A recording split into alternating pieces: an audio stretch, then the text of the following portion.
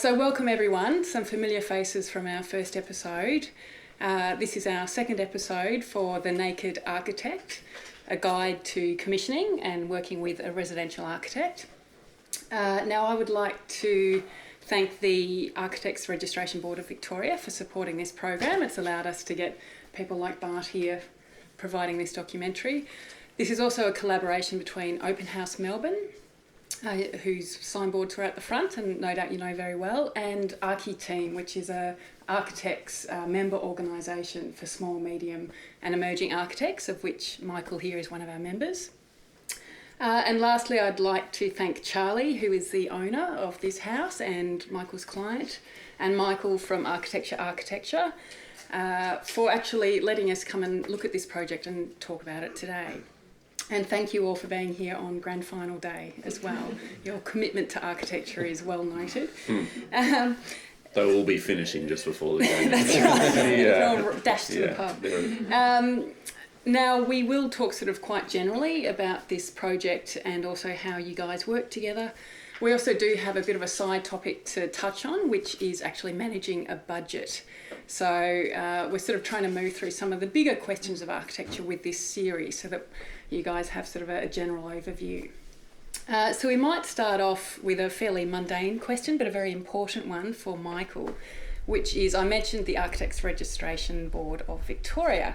So I guess one place to start is just to understand what an architect is and what we do. So perhaps you could just explain a little bit about what steps you've taken, I presume studying and perhaps registration, to actually get where you are today, and what sort of experience and training you've had. Sure.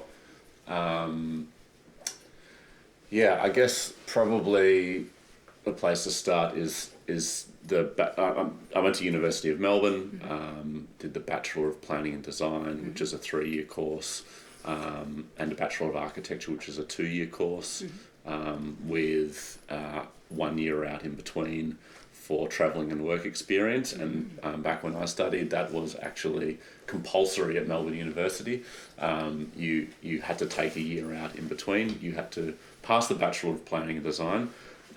You had to get 6 months experience in an architectural practice. You didn't have to travel, but it was always, of course, but it was always encouraged. And if you completed that, you were then eligible to do the Bachelor of Architecture. If you then passed that, then after 2 or 3 years of experience and maintaining a logbook, you might be in a position to start the registration process with the Architects Registration Board. So the Architects Registration Board controls the use of the term architect. So that once you become registered, you can then call yourself an architect and not before. And so they control that whole registration process. So they ensure that you've got the requisite qualification. They then check your logbook, make sure you've had all the right kinds of experience. They list and define what relevant experience means. So you can't just have spent 3 years colouring in. Though we do a little bit of that. And then if your logbook checks out, then you sit a written exam, which is quite tough.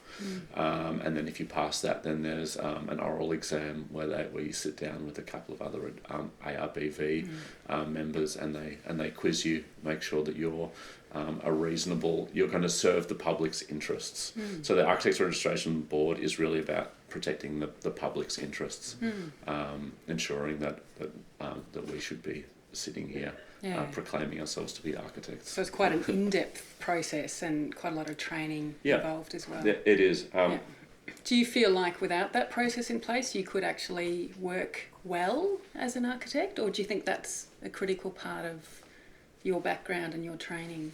I think there are many paths to become good at anything, really. I mean, they're protection mechanisms, and they're useful protection mechanisms. So I definitely endorse the process, but of course you could go out and teach it. You could do a drafting course, for example, and just have a great eye, some good ideas, decent people skills, know how to manage a budget, and be a perfectly well qualified architect, really. And one of my mentors, when I was a student I worked at Hassel for a couple of years.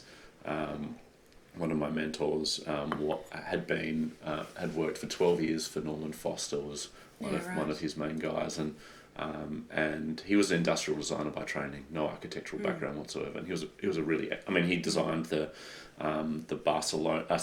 Bilbao subway system, like the stations. So he was perfectly capable. So I don't think it's necessary, but it's very useful. Yeah. So it sounds like to some degree there's tests and measures to becoming a good architect, but there's also an element of the individual architect and what they can provide, which is perhaps a question to throw to Charlie, which is, and this came up a little bit I think in episode 1, how did you choose Michael? What made you choose him? Yeah. Had you looked at other architects? And I think you may have in this case. Yes, I did. So I had the advantage and disadvantage that I was brought up in a family with architects, or more specifically, my father trained as an architect but didn't work much as an architect. Instead, he got into urban planning and ended up teaching urban planning for many years at Melbourne Uni. And so when I went about planning this house, I knew I would need an architect because he wouldn't approve of me doing it any other way. I can't imagine you doing it any other way. Well, that's probably true. Yeah. But we also had the advantage that I got to sit down with him and sketch out ideas in terms of not necessarily plans, but actual, what did I want to do? Why was I doing it? What did I want to get out of the house? What did the old house not have that this house could have? So he was a good way to start on that. And my original plan earlier on, so I'll start by saying I've been here, I think it's 11 years. I bought the house, the property 11 years ago, always planning to rebuild, but buying a house that I could afford at the time, which was literally falling apart. And then my plan was to rebuild when I could afford it. And sometime into that, several years in, I looked at getting prefabricated. So I went to one of the big prefabricated firms, and we went through a long process of getting a design. They have an architect who has a limited range of things that she can do. So they have these modules, but they can't do a lot. They can adjust the internals a bit, and they can change configuration a bit. But it's you wouldn't treat it like a full residential building in the sense that they can't do so much with it. And I went through that process. It took quite a while due to the planning difficulties and talking to the planners. And by the end of the process, it turned out that the cost had become too high, really. The company had become more popular and their prices had gone up, but also the risk of getting it had to be craned in, and it required an extremely large crane, which they couldn't determine until the end, unfortunately. And the cost of that just was not worth it. We were looking at potentially $70,000 just to get the crane, and possibly more. And once you start adding those up, you start thinking, well, why not have a house that I design, with an open slate?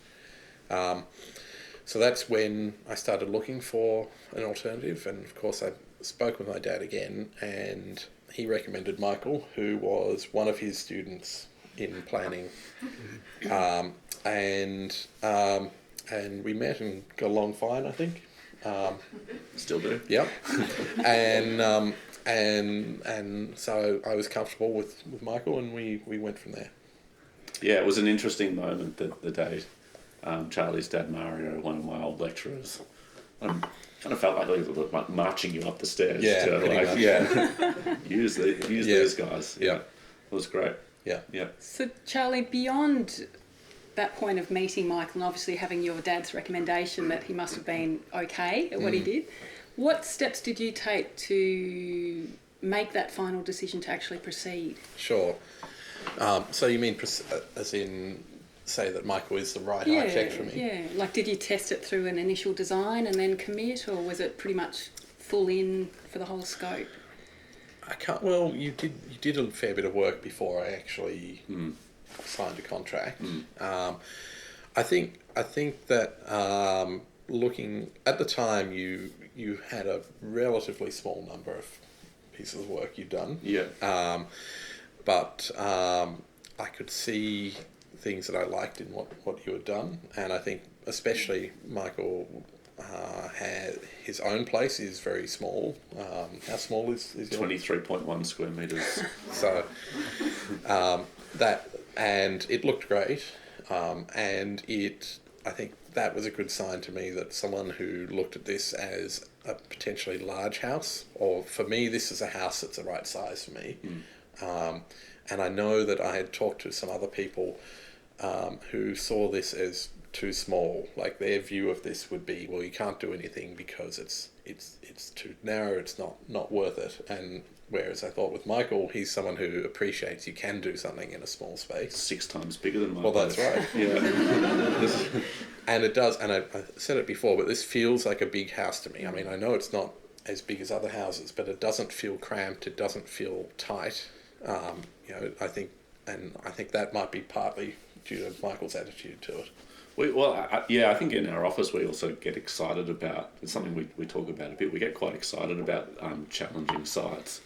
They require more work and there's more to solve, but we really love responding to those limitations as well, and finding ways of squeezing that walk-in pantry into a site this narrow. Yeah.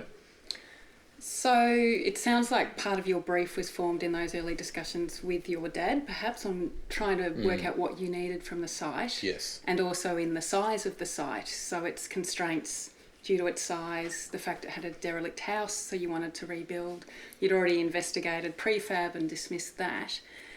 So when you went to Michael, did you have quite a concrete brief already worked out, or did you work together to sort of resolve some of the finer points of what you wanted from this project?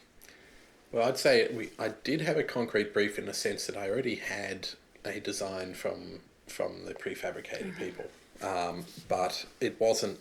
I didn't want exactly that built because otherwise I could have just stayed with them. And I did leave it a lot up to you, Michael, as to what to do next. I think I probably gave you a lot of pointers about things that I wasn't too happy with in that design, but I don't know, you can tell me, but I don't think I was too specific about where it had to go next. No, you weren't. But there was the planning. There was already some approved planning drawings in place, and you didn't want it. You'd been through I think a 9-month, 18 month. It was 18-month planning process on the previous design. So there wasn't really much of an appetite to revisit the planning process, which meant that. There were certain limitations around the kind of massing of the house on the site in terms of heights and size. Admittedly, we were a little bit reluctant initially taking on a project where there was already a planning permit in place, just not like in principle, because we usually like to start from scratch, consider things from first principles, make sure we get the bones of it right. But we looked at it and realised that actually, while it wasn't how we would do it, the bones of it weren't bad or irretrievable. and that we could work within that envelope. So we actually ended up reducing the size of the house from the previous design.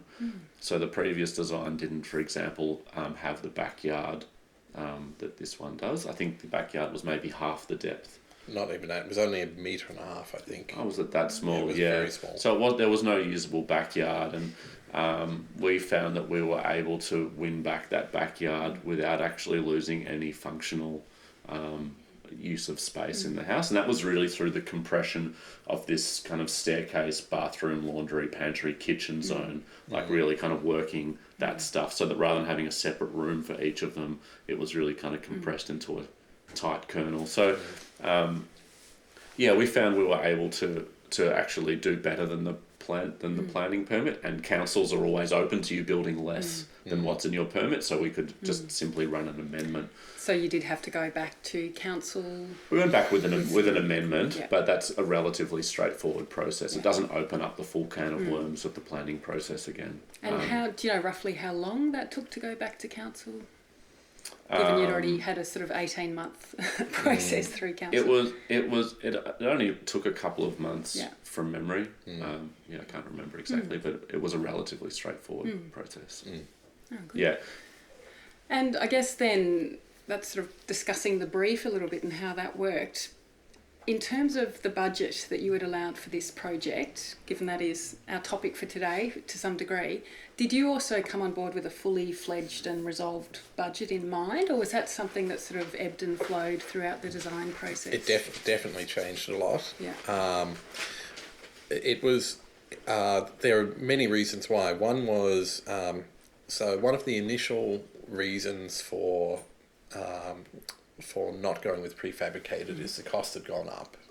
And although I could have afforded that new cost, it was getting around what I thought a traditional building would be. And then I thought, okay, well then what would that cost? And so I'd had some idea. I'd looked around and asked my dad for advice, and had seen that I would probably, for the kind of money I was comfortable with, I could get a house I'd be reasonably happy with if I built it in a traditional way and got an architect. And so then I kind of started off what I would call the minimum cost.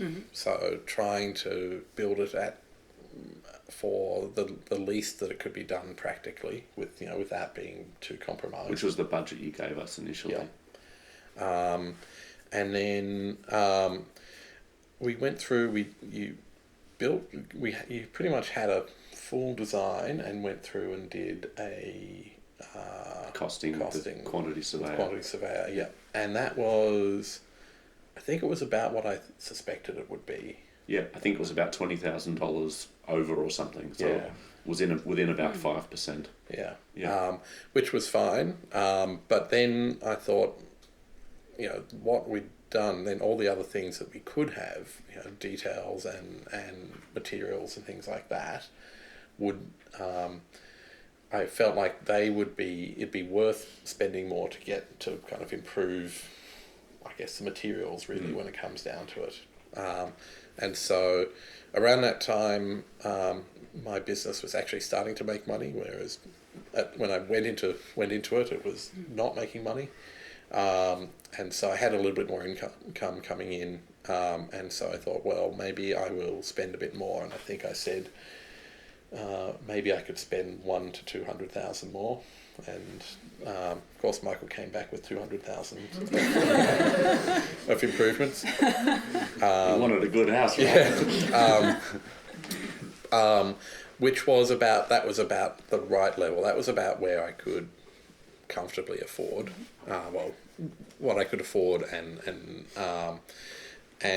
but of course once I saw, once we looked at what it would be and bring in some, a lot of the things that I think came in were all of this recycled timber, probably the concrete, stepping up that, a lot of that stuff, and then some of the extravagances like the kitchen equipment and things like that, nicer taps and it meant that we didn't have to hold back, whereas normally, I mean, you would have there's quite a kind of stringent process in place in terms of budget control.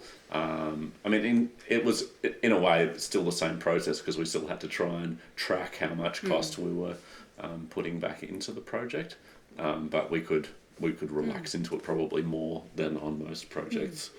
So it was a conscious decision at a point to then sort of explore materiality and sort of add-ons that didn't change the design so much as the atmosphere and the feel of the house. Well, for example, like this room in here has acoustic panelling in all the ceiling, which was also one of those inclusions, and you can feel that the acoustics in here are very comfortable. So there are no soft furnishings in this room.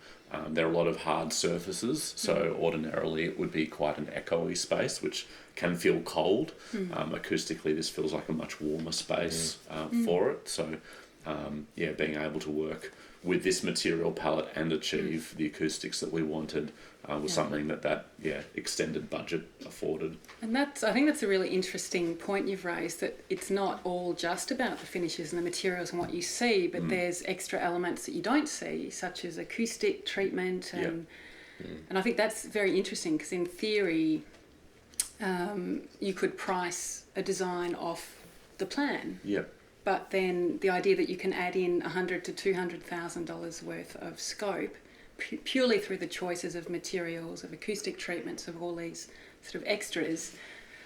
How then, I guess is a question for both of you, perhaps Michael, if you start, who is responsible in a, I guess, typical project for managing that budget, and how do you predict if the client has an expectation for acoustic treatment or high level finishes when you start out with the project?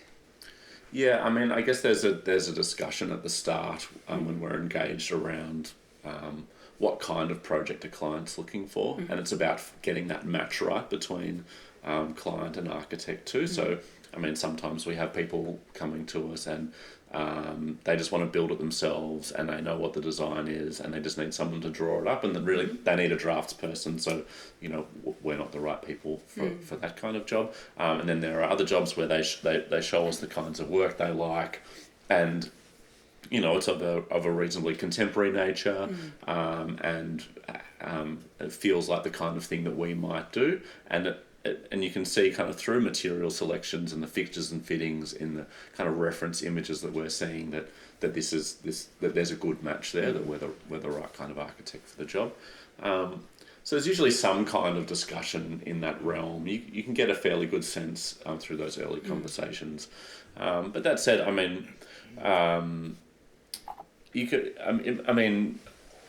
we were also working on this job before Charlie increased the budget, and it was as Charlie says, about as little as you could spend to get a house of the kind of size and scope that he was after, and then it's just about making sensible decisions around those materials, because really you want the fundamentals of the size of the spaces, the layouts of those spaces to be right, and then what materials, fixtures and fittings you put into it, and then going to lift the kind of experience and feel of those spaces.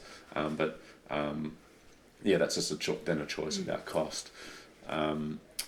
So the question, which I haven't yet answered, have I? I think you've answered pretty well. Yeah. I think maybe a sort of side question to that, Charlie, from your perspective, if you had made that decision right at the beginning to spend that extra money, do you think it would have changed what you wanted in terms of the layout? Or do you think it all sort of panned out exactly the right way in terms of you got what you wanted spatially and then you were able to add more to it? Yeah, I think it wouldn't have... I think we got the house right, the layout and all of that at the original budget. And, I didn't go into this thinking, well, I might spend more later if I need to. I thought that was what I would spend. And as I said, partly it was because at the time I wasn't sure about the business and how much money I would have, and so I had to be more cautious. Yeah. And then by the time that I'd gone through the whole process, the money was starting to come in, so I was more comfortable about spending that money. But I think when I first talked to Michael, I talked a lot more about the layout, what I wanted from the house. I didn't talk much about materials, except probably to say it was fairly contemporary, but not I didn't have strong opinions about what it would actually be. I was thinking about the light and the airflow and having the study at the front and a courtyard and those kind of things were what mattered, and that would have happened regardless of the budget, I think. Yeah. Because really that's the effort, that's the money I'm paying Michael to work out, not really the building costs so much. Yeah. But once I decided we were going ahead and spending more, I think the decision there was, I feel like you get a lot more value from that last 100,000 than you do from the first. The cost of getting anything out of the ground is so high. And especially when you see the quantity survey and you look at the cost of some things that you think shouldn't cost much, just things about framing and basic things. It is site hoarding and toilet. Yes, and that's site right. toilet, yeah. Exactly, and so you think these they're the things that aren't going to, they're just what you have to do, and the things that make the house really, really comfortable and exciting and make you happy about going ahead with it come with that last bit, I think. So. Well, it sounds like that process worked really well on this site, perhaps because it is quite tight and you were quite clear about what you needed as a brief. I guess, Michael, have you ever had a scenario where a client has come to you and perhaps hasn't disclosed their full budget, sort of with a contingency up their sleeve, or they've come and tried to get the maximum at the beginning and then you've had to cut things out? And has that worked, if so? More often than not, our clients, we find, tell us what their budget is, and often we'll actually say, look, the most we can spend on this project is this amount. And that's a really useful piece of info because they want to get the most out of the process that they can. I guess that's a question of trust. When a client does that, they're entrusting you with that information to say, really, this is as far as I can go. Please respect that. And it's really useful information, and then really it's our responsibility to build contingencies into that and to explain those contingencies. So, I mean, at the beginning of a job, when you've just got the brief in front of you, like in Charlie's situation, you don't know yet what the finished product's going to be. You can't necessarily second guess all the things that Charlie's going to want or expect. That's going to be a conversation through the course of the project. The best thing we can do is to look at the brief. So there are a number of steps along the way through the course of a project for budget control. There's the very beginning where we make our own kind of rudimentary best guess based on experience. There's the quantity surveyor's report, which comes along, which we go through once we have a concept design in place. And then there's tendering the project just before construction. And they're kind of the three key gateways that we pass through from a budget point of view, with a lot of work in between to manage those figures. But the very first one is a client coming to us and saying, here's our house, we want to demolish the back, we want to build a new bathroom laundry into the existing and have an open plan kitchen, dining, living, common scenario. And we have our own little spreadsheet where we have square metre rates and notional kind of costs against what a new kitchen costs, what a new bathroom costs, what a new laundry costs as fit outs. So we break it all down and say, in our experience, you'd want to have a budget of around about this for your brief. And really that first process is about just ensuring that there's broad alignment. So even though we don't know exactly what the design is and exactly which features are going to be required by the very end, there's a broad alignment, and there's an achievable project in there. And every project has money that needs to be sunk. Has more money that needs to be sunk into certain areas more than others, and every project is different. So it is quite kind of notional at that stage, but in our experience, a good process to go through. They always teach you actually at school not to provide opinions of probable cost. It's considered that we're exposing ourselves to risk more than we should.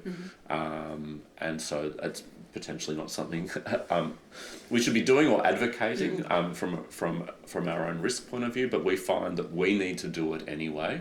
We don't want to take on a project without having some sense for its viability. We don't want to get to the point where we've already charged clients 20% of the fee for the concept design, only to say, oh, we've gone to the quantity surveyor and actually it doesn't stack up. And then we also like to be very transparent. So I mean, we provide those figures with a whole lot of disclaimers around our capacity to actually measure those costs, but nevertheless we have a degree of expertise and experience that we draw upon and so share.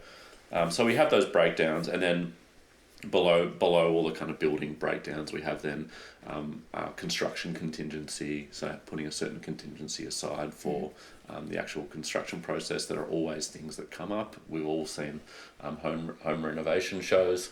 There's always the surprise rock in the ground, or the burst pipe, or whatever it is. So you need contingencies for those things. And then all the kind of consultant costs and permit costs, and we kind of put all those together and say, well, that's your brief, this is what we expect the budget would be. Is there a alignment? Isn't there? What needs adjusting? Does the budget need adjusting? Does the brief need adjusting? And then we do a design on that basis, comfortable that we're in a ballpark, we're not wildly off. And then once we've done a design, we've got that concept design in place, we know how large it is, what the materials are. Again, we haven't gone into all of the detail because that doesn't come until you've actually done all the construction documents. But before you go to the expense and effort of doing those construction documents, you want to know again that you're on the right track. So you get that you get the quantity surveyor to do their report, and you say, yep, we're on track, or no, we're not. But you've got a 25-page breakdown of all the elements, and you can go through and say, well, if we do need to make some savings, we can make some savings here, here, and here. And then in discussion with the quantity surveyor and the client, we bring them into alignment if that's required. And that means, and then at that point, you know that you're tuning it, closer. The budget and actuality are coming kind of closer together. So it sounds like, I mean, you've said it's quite important that the budget, or the client's communication of the actual budget, it's a sort of a trust issue, that they are telling you what the extent of their budget is, and it's your, I won't say responsibility, it's your best effort then to achieve that with whatever checks and measures you have in place. And it sounds like, even though it's not best practice from a school architect policy to do your estimates, it sounds like you're returning that trust and transparency by going through the steps to disclose the figures in your experience to the client, so that they're able to make an informed decision. That's right. So it sounds like, to me, transparency is pretty critical from both ends in terms of having a successful project and a good collaboration between the architect and the client. Yeah, and I certainly agree. As a client, I was very keen to know realistic costs, because when you start, it's very hard to know how much it's going to cost. And you understand that you're not going to get the exact figure because you don't even know what the house is yet. But given the size of the property and the kind of place you want, you feel you should be able to get some idea, because and that was the problem I had with the prefabricated, is that the cost turned out to be a lot higher than expected. And that was because that actually in some ways was because they gave a very bad back of the envelope estimate up front, but that was never a written estimate, but more that they had a per square metre figure, which was their rough guide, but they didn't make it clear that what all the other costs would be, and the crane in particular turned out to be quite a large cost, and then their prices went up, and all of that added up. So because they didn't give me a very realistic figure, by the time we got 2 years in and had the actual figure, it was far higher. It was pretty much double what I expected.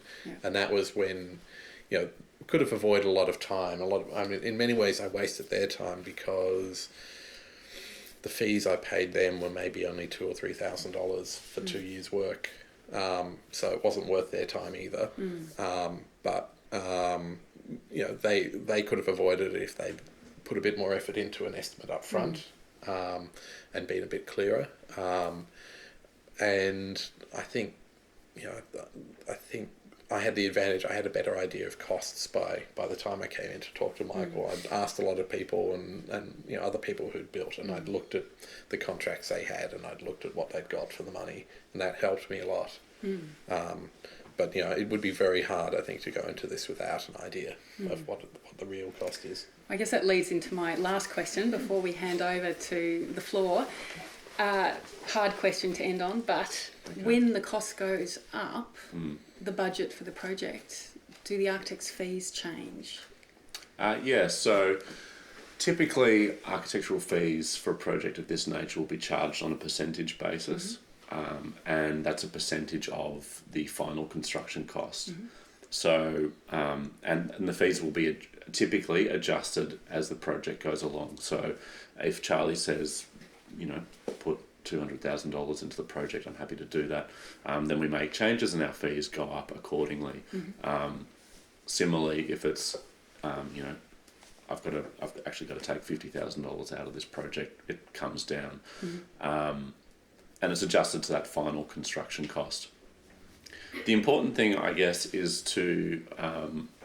that our job in terms of budget control is to be responsible and bring our expertise to it, and to be transparent, as I've said, but really to empower our clients with as much information as we can give them so that they can make the best decisions.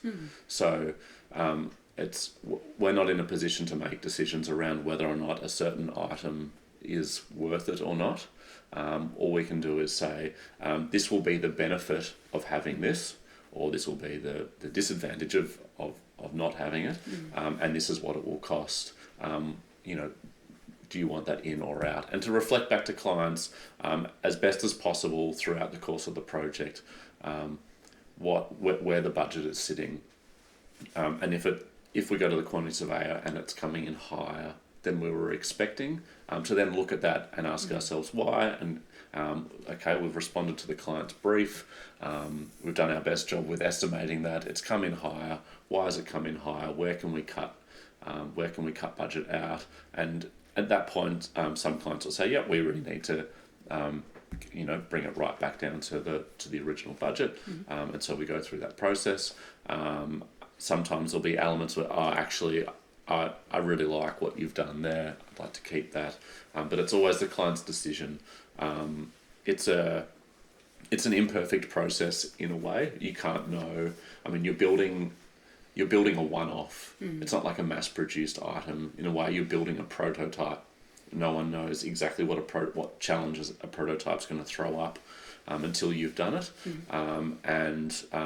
And there is that there are unknowns in that process. And the best we can do is to account for them with contingencies and experience, and to equip our clients with as much information as we can possibly give them. The architect's fees do adjust according to the budget. So, if the client decides, yes, I do want those elements, the budget's going up, then the fees go up with it, and that's really seen as, if you're after $50,000, if you want to put $50,000 into your budget, there's usually an amount of work that goes with dealing with whatever that element is.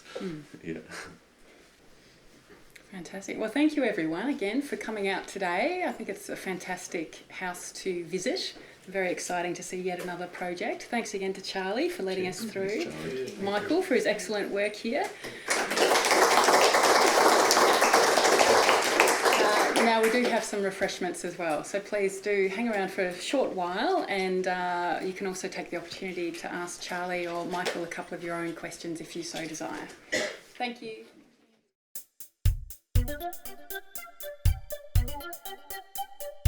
Thank you.